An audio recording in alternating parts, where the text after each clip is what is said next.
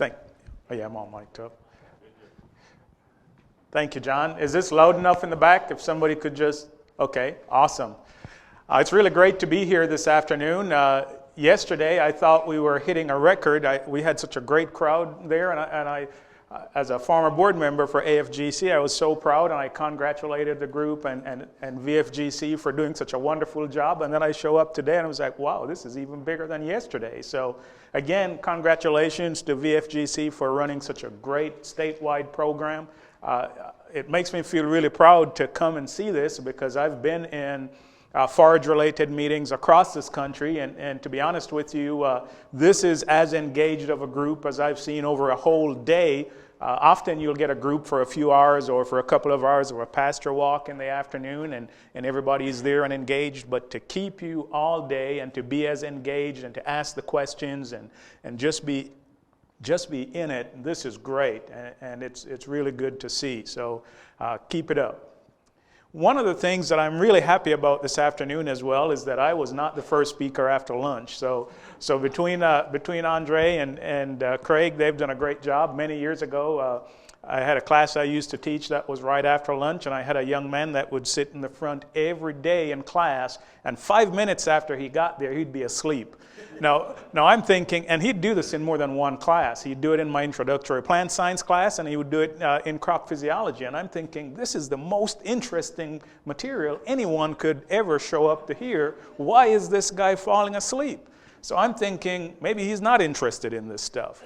And a conversation in the hallway later on, he told me, I work 2 jobs. One of them is overnight, and so I don't sleep very well sometimes. So by the time I get to your class, I'm really tired. And I thought, well, okay, if you say so, I'll buy that. So if I see somebody dozing off in there, I'll just figure that you had a really tough morning of chores before you came in, and that's why. So it's not the material that we're covering that's putting you to sleep. That's my hope, at least.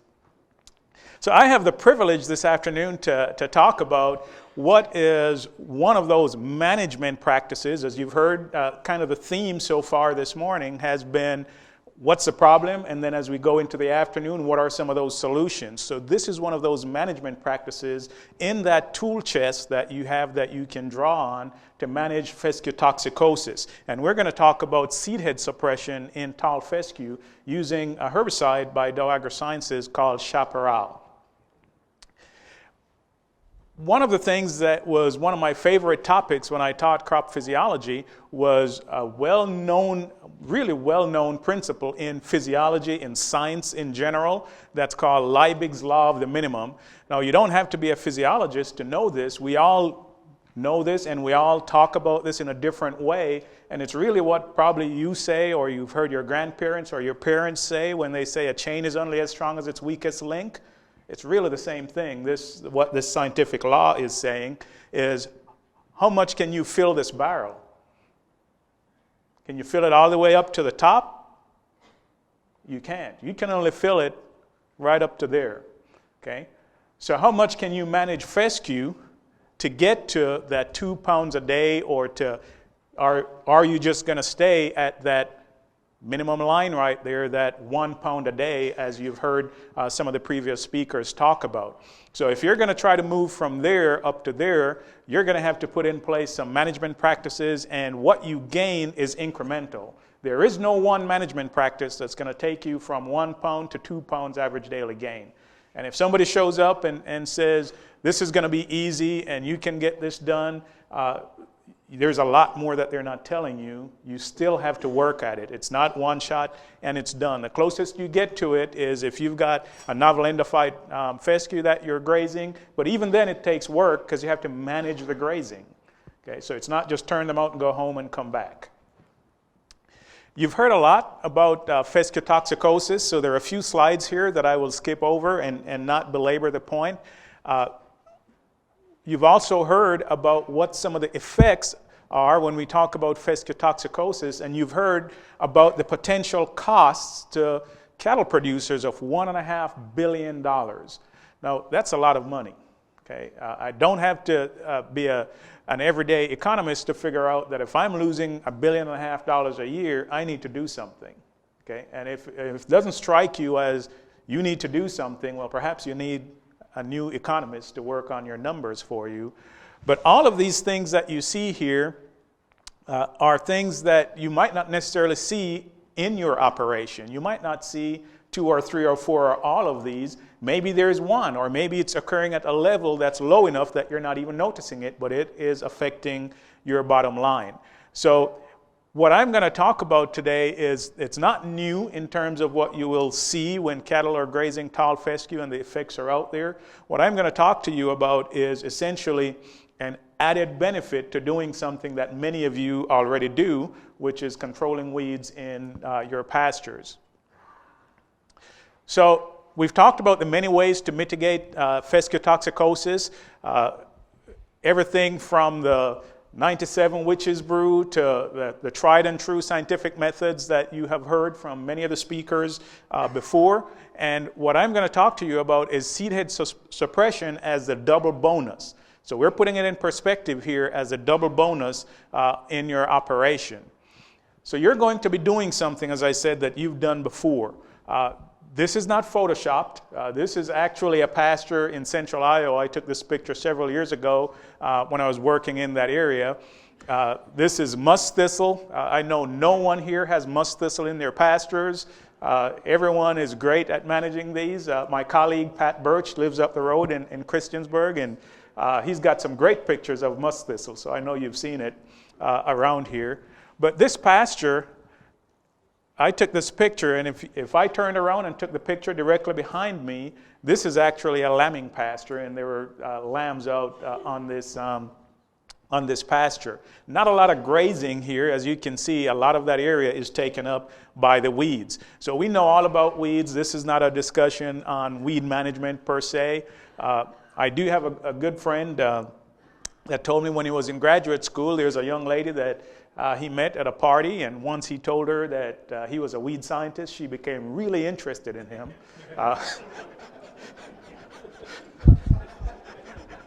And then she found out what he actually does.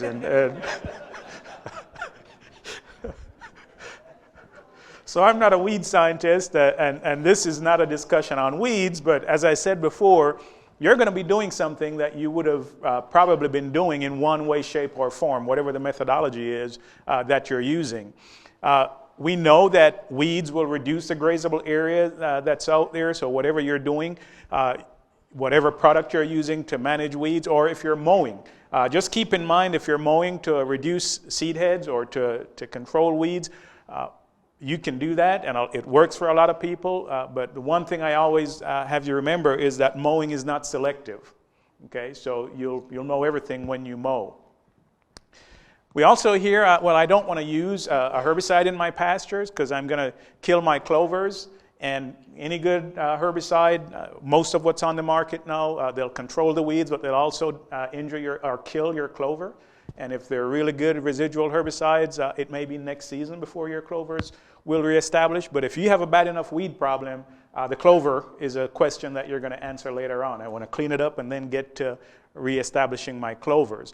But this is great. This is early in the spring. There is some ragweed. Cattle will graze this. They'll love it. They'll do well on this.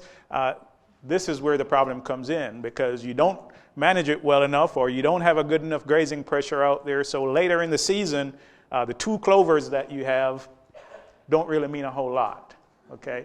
So you may have to do something at that point in time.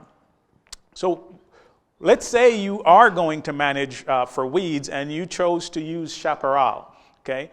This is the benefit of the double bonus, as I mentioned, because you're going to get excellent weed control, but you also find that with the suppression of the seed head, this herbicide contains aminopyrrolate and metsulfuron. And metsulfuron has been around for a while.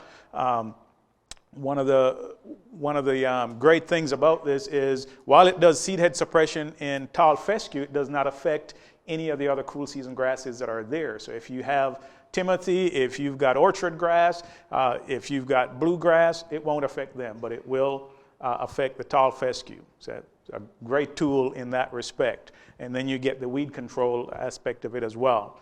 We've seen from the earlier presentations, John started off this morning with some great pictures of cattle with seed heads in their mouth. We know that the alkaloids are concentrated in the seed head, so if you remove that, you're actually removing their most concentrated source of the ergot alkaloids. We also know that maintaining that vegetative growth presents the animal with the best opportunity to get high quality forage with every bite that they take. And we've seen it through analyses of forage that's been clipped, and you can see it also in animal performance on those seed head suppressed pastures. We also see an increase in the intake as a result of the higher quality forage that's out there in front of the animals. So the other side of this that you've heard from many of the speakers earlier is the idea of dilution. Remember, I said that chaparral will not affect the other grasses that are out there, so you'll suppress the seed head on fescue, but the other grasses will still be there, and so in a way you have allowed for some dilution in the diet as well, because the other grasses are still there. I'll show several pictures that are kind of like fence line to fence line that will drive home the point. But here is one that shows later in the season what an untreated side of the pasture looks like. And then there's a treated side of the pasture. You will sometimes still see a few seed heads out there. But there are pastures that we've treated where you'll get greater than 90% suppression of the seed heads in those pastures. So where does this fit? Okay.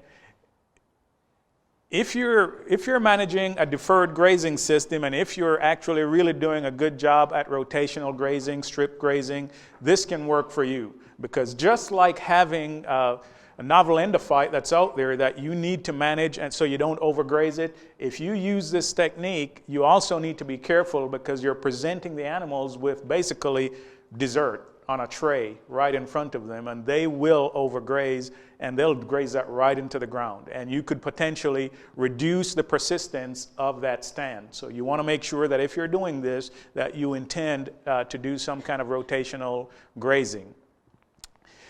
If you have continuously grazed summer pastures, where you do want to have, over a longer period of time, you want to have good high quality forage available, you can still do this. It's not the preferred way of doing this, but this is also an opportunity, and you still have to look at how you move cattle as well. In this area where in the spring there's a lot of rainfall, the other challenge is if you've got fescue that you plan on actually also cutting for hay, often that first cut may never get off till July, just because you can't get in to do anything. And so if you have, if you've got fescue up to the waist, that's about half of that is probably just a seed head sticking up. So you're going to have some issues there as well. We initially started this out in 2009. You heard from Dr. Aiken earlier on this morning, and he is just a phenomenal expert to have worked with over these years. And some of the first research we did with chaparral on tall fescue was done by Dr. Aiken at the USDA facilities there in Kentucky. And it started out, just to give you a synopsis here, on the chaparral treated pastures, we were at just about 2 pounds average daily gain. And then with the non-suppressed at about 1.5 pounds. And you can also see the difference in crude protein and digestibility between the suppressed and the unsuppressed pastures. So that's just from 1 year. This got us all excited, and we thought, well, let's see what else we can get, and let's just see if this is going to be repeatable the next year. And sure enough, we continued the research, and we continued to see higher average daily gains compared to the non-suppressed, better crude protein, better digestibility, and we thought, well, this is great. 2 years in a row, let's keep going.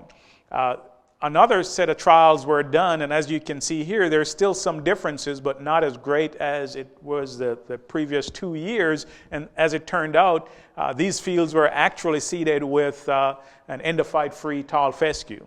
So there was still a little benefit to be seen from the seedhead suppression, but it was not as great because this was an endophyte-free stand that they were on. So this really started the groundswell for doing more of this work. Much of this has been published in the scientific literature, and there are a lot of folks that are actually practicing this today. So we wanted to go from this experience in the smaller 2 or 5 or 6 acre paddocks that we had been working on to go much larger. And so over the last 2 to 3 years, there's been a lot of work that's been done in Missouri actually on larger operations. The Circle A Ranch is one of those that we started out with. Here's an example where there are actually 12 locations, 8 of these that were treated with chaparral, 4 of them not. And you can see the suppression levels all the way from 50 to 60 at one site, most of them above 90% seed head suppression. But the big take-home message here is when you look at what the pregnancy rate was in the herd that was on the chaparral-treated pastures, 89%, the non-treated at 80%. So a 10% difference in pregnancy rates, and as you've seen from some of the talks earlier on in the day, pregnancy rates at times can be even much lower on endophyte infected tall fescue. And these are animals that are actually well managed. So if you're in a situation where you're not paying as close of attention, that could be a much lower number than 80%. We also wanted to look at the seed head suppression impact on weaning weights and breed back for Brangus cattle.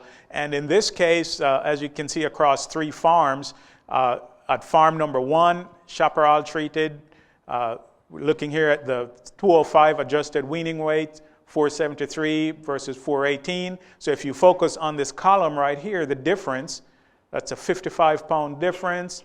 At farm number 2, a 20-pound difference. Farm number 3, a 17-pound difference. And at farm number 3, I've got in the footnote here, one of the things that happened in that year was actually extremely heavy grazing in the spring. So essentially the cattle provided their own seed head suppression in that spring, and that's one of the reasons why you're seeing the numbers look really good there on farm number 3. But when you look at cow pregnancy rates, again, 95 versus 80, 95 versus 70 on the non-suppressed, that is absolutely a gain for the producer. If you want to achieve seed head suppression, again, one of the things I just want to make sure that I state multiple times is that remember that you're using a herbicide, you've gone out to manage for weeds, and this is a benefit, double bonus, extra, if you will, however you want to state it, gravy on top, however you want to describe this, to the operation that you've done for weed control. But if you're looking for seed head suppression, the label actually gives you specific directions and also rates. The rate for this product is not limited to 2 ounces, but if seed head suppression is what you're after, that's the rate that we recommend. It may not be the ideal rate for a weed that you're trying to control that may require a higher rate, so keep that in mind. Don't spray 2 ounces and then go back to southern states and say, I didn't kill weed X, Y, or Z because it required 3 ounces. So keep that in mind, that the rate's going to be different depending on what you're trying to achieve. We also know as if you go way above that with the rate, you could really injure fescue. Okay, so again, don't apply the 3.3 ounce rate and wonder why is it that the fescue is taking so long to come back up. We know you can get injury when you go that high of a rate. So the 2 ounce rate then is what we've seen year after year after year at the right timing that will allow for recovery of the fescue in a short period of time and for you to get the seed head suppression that you need. Do not add 2,4-D to it if you're wanting to get seed head suppression. If you're just trying to get weed control, you could add 2,4-D any day of the week and it will give you a broader spectrum. It'll be great. 2,4-D is an awesome herbicide, but it softens the effect of chaparral, meaning it reduces the seed head suppression effects of it. So don't add 2,4-D if you're trying to use it for seed head suppression. If you've got a really weak or poor stand-up fescue, you probably don't want to try this on that stand-up fescue because, again, recall that when you make this application, you are going to, for a while, you are really going to slow that fescue down and you're going to put cattle on there that are going to be grazing that. So you don't want to put your fescue at a disadvantage at that point in time. As far as the timing for the application, the window is kind of narrow. It could be 3 weeks, it could be a whole month, depending on the year that you're in. But really the end point is when that plant is in the boot stage. So if you can grab a stem and run your finger up and you feel that swelling towards the top of the stem where the seed head is wrapped up in there, you're really at the end point of how far you can go. So you want to get that application out before boot stage, and up to about 3 weeks before that is your ideal window to get the application done.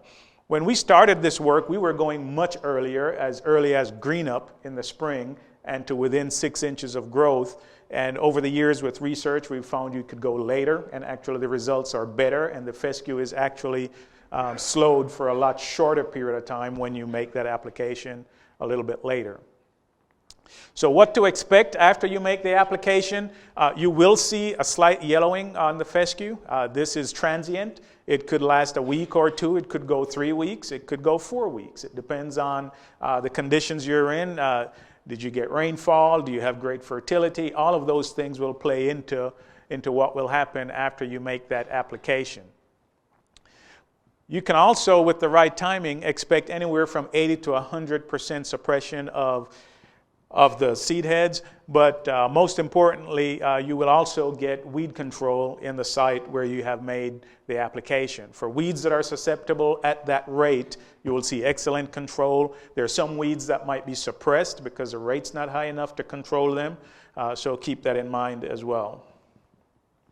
So a couple of other pictures to kind of drive this point home.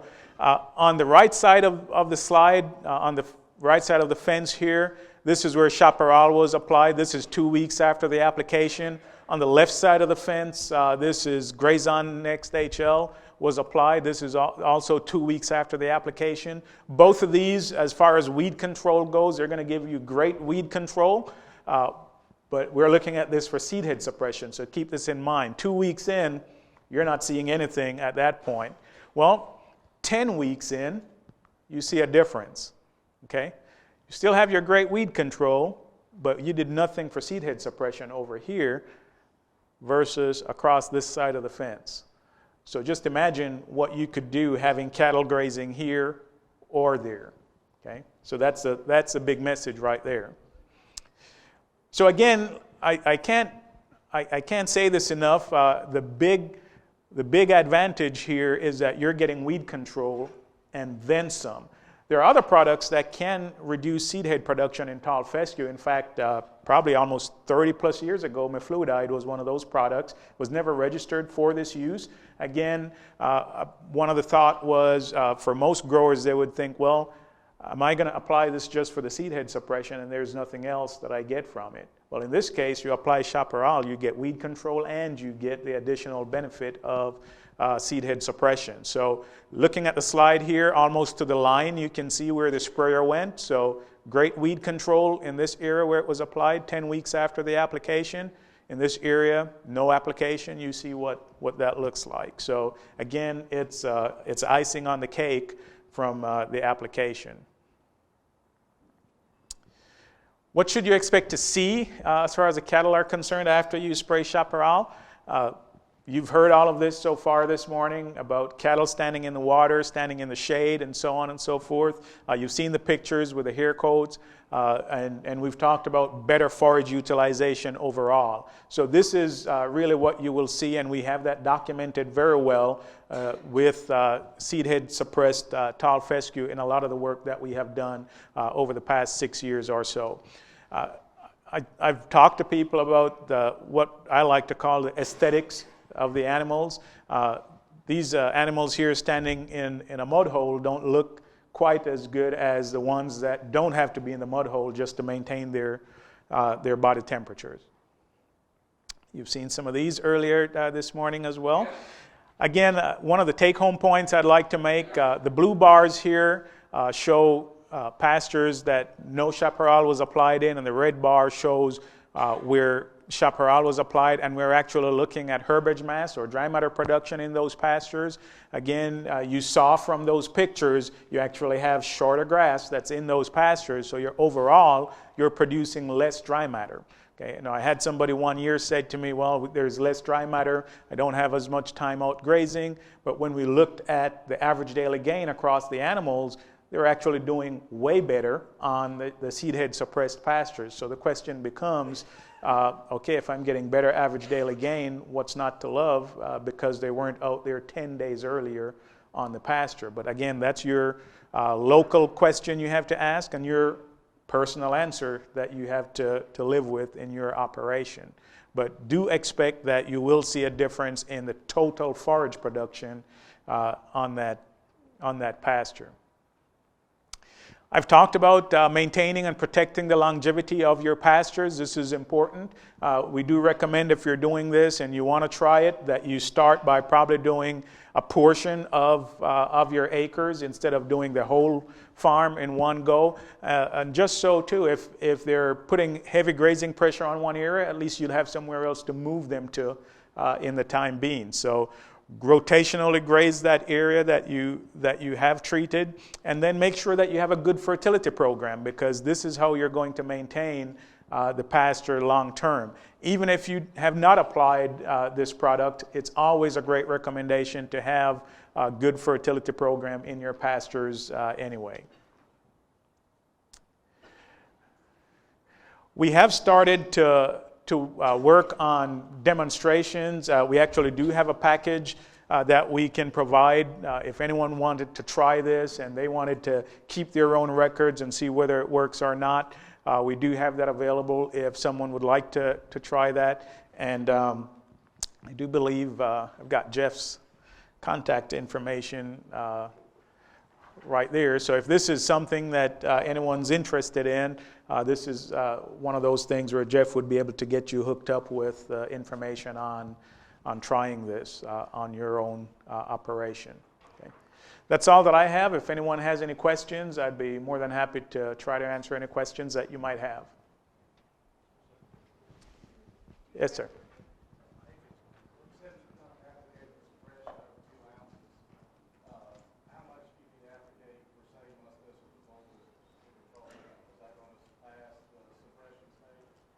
Okay, the question is, if the 2-ounce rate gives you the suppression, if you were going after musk thistle or bull thistle, if that's going to surpass the suppression rate. Actually, you do get pretty good weed control or biennial thistle control at the 2-ounce rate.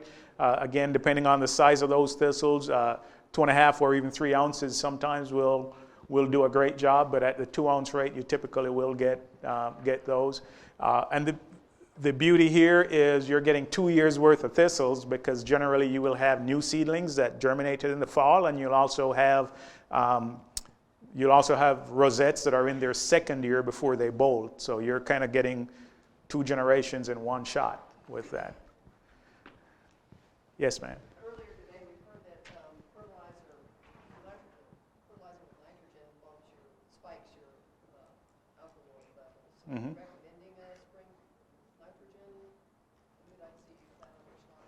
Yeah, the question was, earlier in the day we talked about nitrogen fertilizer possibly spiking the alkaloids, and so are we recommending spring fertilizer for this, as we talked about. When we say good fertility, the timing is something that you can in your own operation decide. You could do a split application of nitrogen fall and spring. In the fall you want to make sure you have good P and K fertility usually. Spring timing is when a lot of the nitrogen might go out, because then it's almost immediately available and you get that quick growth.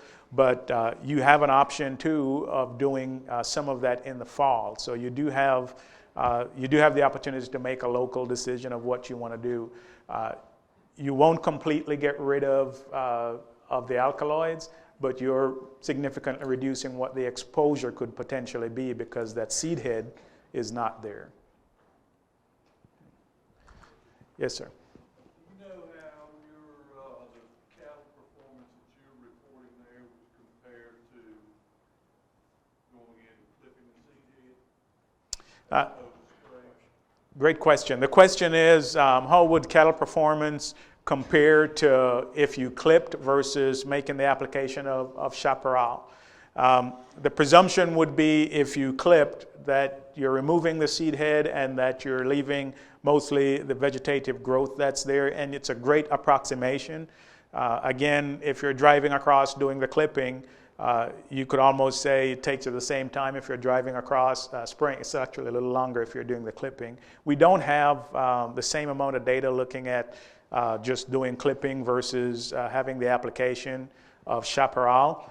We expect that you might see an improvement as well, but my personal view, and again, I'm talking as a forage agronomist here, I don't expect it would be equivalent, simply because when you take the seed head off, you still have lots of leaves lower down that are going to be pretty mature leaves that are also going to be lower in quality than if they were just suppressed and maintained highly vegetative earlier on.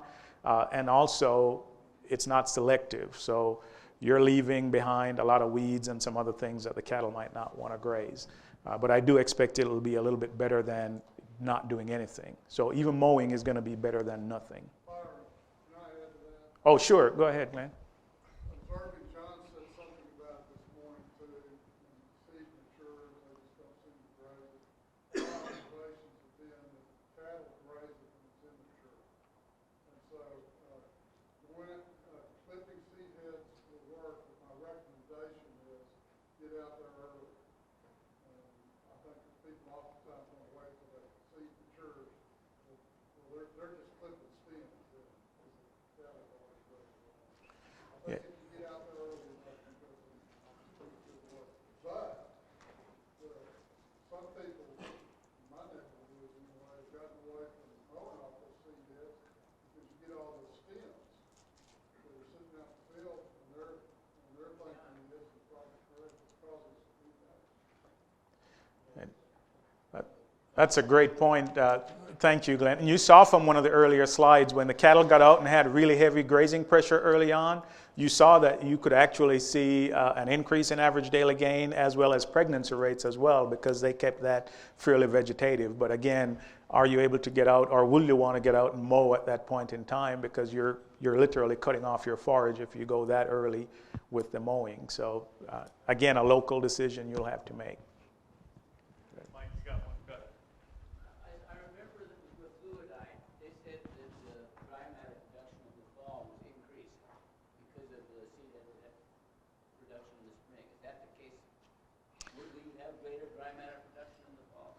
Okay, so the question was with mefluidide many years ago that there was greater dry matter production in the fall because the seed head production was reduced. We have not looked at dry matter partitioning over the growing season to see if that would be the case.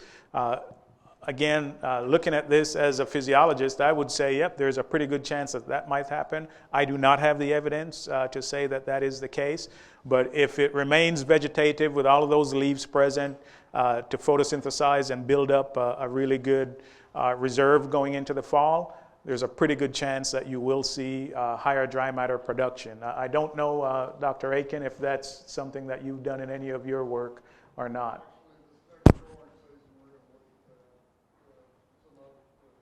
Okay.